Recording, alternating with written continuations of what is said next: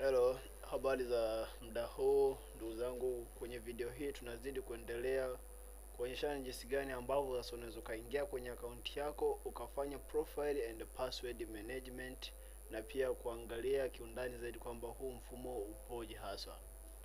Kwa kufanya hivyo utafuata tu hatua zifuatavyo kama tunavyozidi kuonyeshana hapa. Ukishakuwa katika mfumo wako huu hapa, umeona? Kwa hiyo kuna sehemu hapo ambapo zimeandikwa logins. Katika login hapo utaona kuna staff login na kuna student logins. Umeona?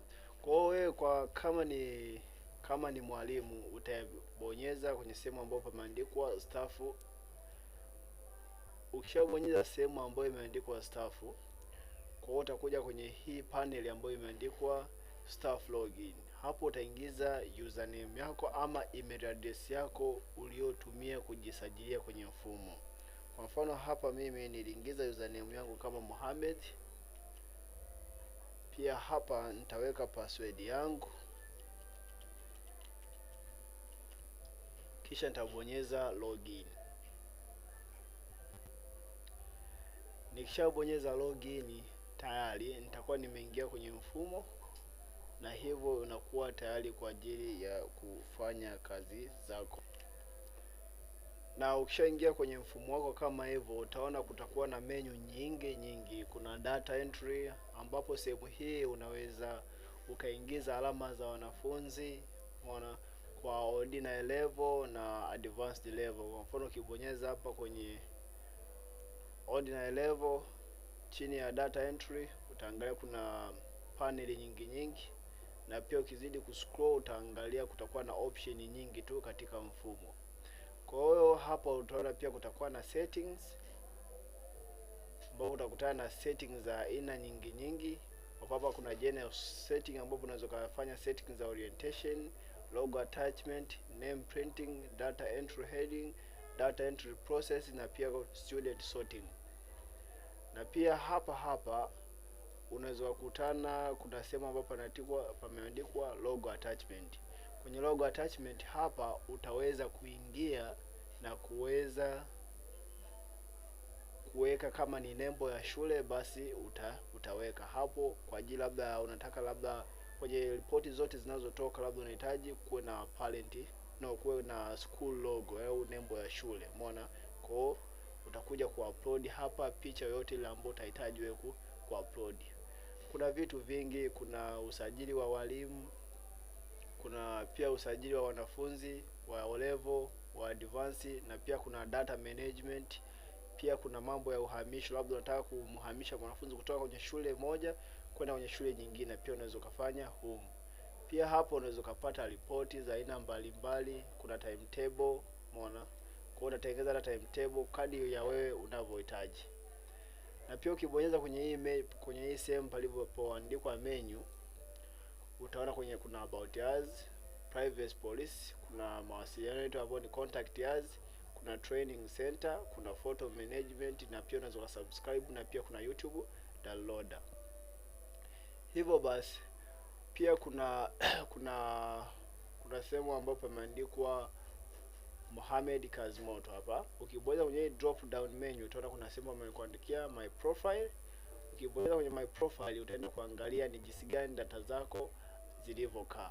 Kwa mfano hapo unaambiwa the following are your profile infos, kwamba hizi ndio taarifa za akaunti yako.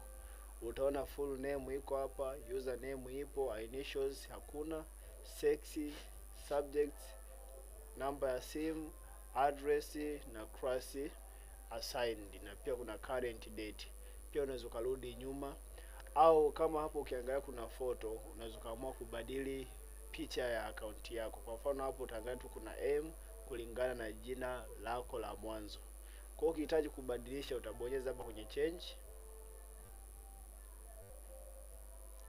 Ukishabonyeza kwenye change hapo, baadaye utakuja hapo kuna sehemu pameandikwa choose file. Ukishabonyeza hapo kwenye choose file, utaenda kuchagua sasa picha gani ambayo unahitaji wewe. Kwa utabonyeza hapa kwenye sehemu palipoandikwa choose file. Ukishabonyeza kwenye choose file, kisha utaenda kuangalia ni wapi ambapo picha unayohitaji ikae profile picture yako hapa. Kwa mfano picha ambayo mimi nahitaji ipo kwenye new volume D entertainment, kisha nachukua labda picha hii hapa.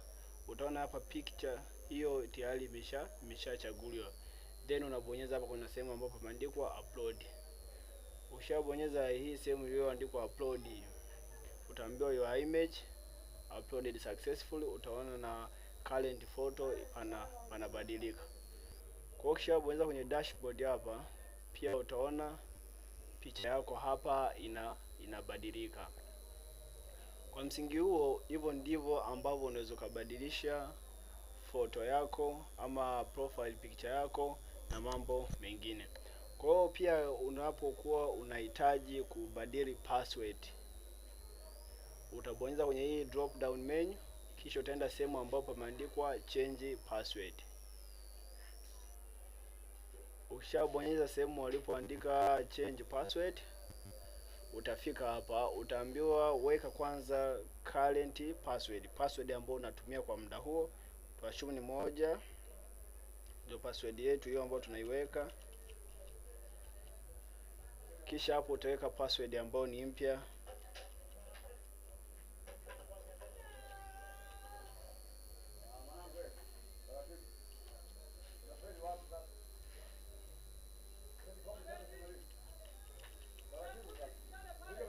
Baada ya kubadilisha new password, lazima ziendane na confirm new password. Baada ya hapo utabonyeza change password. Kisha bonyeza, itakwambia password has been changed successfully. Itakwambia just a second, we are on it. Utasubiri paka itakapokamilisha. Itakapokamilisha kubadili password, basi itakuleta kwenye home page yako. Hivyo ndivyo ambavyo unaweza kubadili password, ukachange profile picture, ukaangalia picture yako, profile picture yako ipoje na mambo mengine kadha wa kadha. Na pia kwa mfano unapokuwa unahitaji labda kuwasiliana na sisi kupitia mfumo, unaweza kaja tu kwenye au kusoma zaidi kuhusu newvemo, utabonyeza kwenye about us. Ukishabonyeza kwenye about us, utaisubiri. Ukishabonyeza hapo utaona pia hapo hizi hapa ni sifa zote za huu mfumo na pia na huduma ambazo tunazitoa sisi kama sisi. Na hivyo kama ukihitaji kuwasiliana na sisi kwenye huduma yote ile, unabonyeza tu kwenye contact us.